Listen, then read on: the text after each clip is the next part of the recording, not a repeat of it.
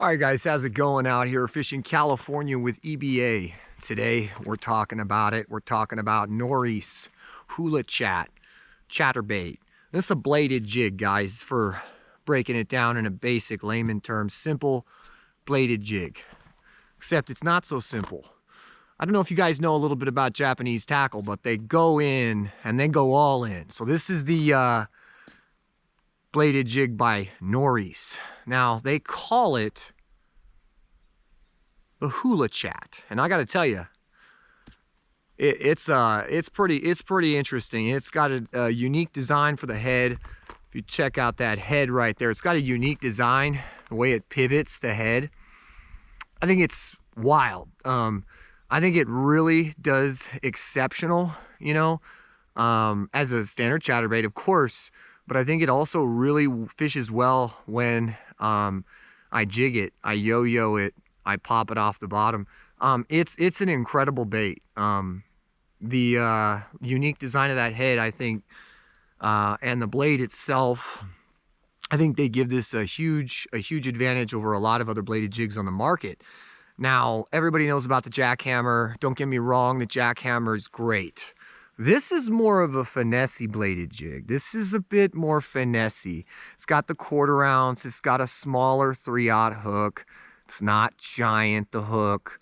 The skirt doesn't have as many strands as the jackhammer. It's a little bit more sparse. You know, the colors are different. Options for the colors are different.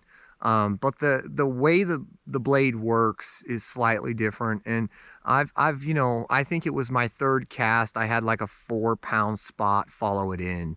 I mean, he smacked it, you know, followed it in, smacked it.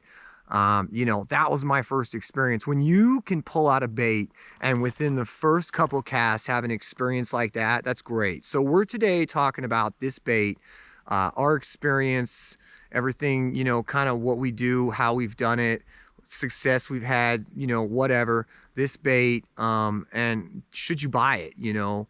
It's a 7 gram. They got other ones. They got 10 gram. They got 14 grams. They got it all, you know.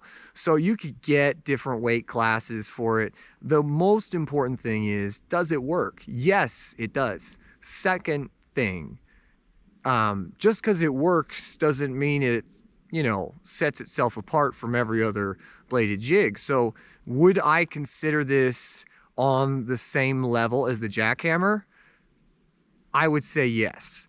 However, I think that this is more tuned to catch you a lot of smallmouth spotted bass, whereas the jackhammer's more suitable for a largemouth.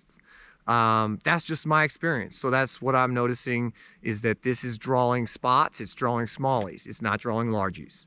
And vice versa, my jackhammers are drawing largies, not a lot of spots and not a lot of smallies. I mean, it's like almost, you know. So certain things like that are popping up right really quick for me, self-evident.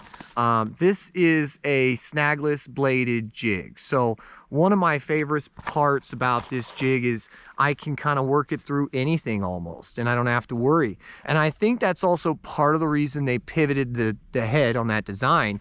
And so when we pivot the head on this bladed jig, now I can yo-yo it. I can throw it in timber in 30 to 60 feet, and I can pop it, yo-yo it, jig it, and I can catch fish. And it's not going to get snagged like a lot of these other bladed jigs. Now, people always wonder, why do I want a weed guard on my bladed jig? It's because people are not fishing them traditionally. They're fishing them like a spoon, and it works, but you lose a lot of bladed jigs. So they changed the head of this design so that that particular technique excels bar none. And man, I mean, I'm a big fan of some of their split tail trailers. They remind me of the Zoom split tail trailer. If you guys haven't checked out trailers, you know, Zoom split tail.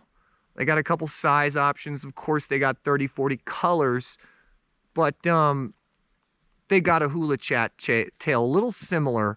Not sure if it's worth the money. I think is Zoom twin tail get the job done just about as good. There might be a situation or two where you want to have that better plastic, but I think this is a reaction bite, so it's not going to matter as much. Usually the water temps for me with the chatterbaits, you know, I'd say 48, 45, 48 degrees. You get to those degrees, you know, you can start throwing a chatterbait around. Once it hits 50 to 60, oh man, that's, you know, that's prime time chatterbait. So, you know, get out there, get yourself a Hulachat.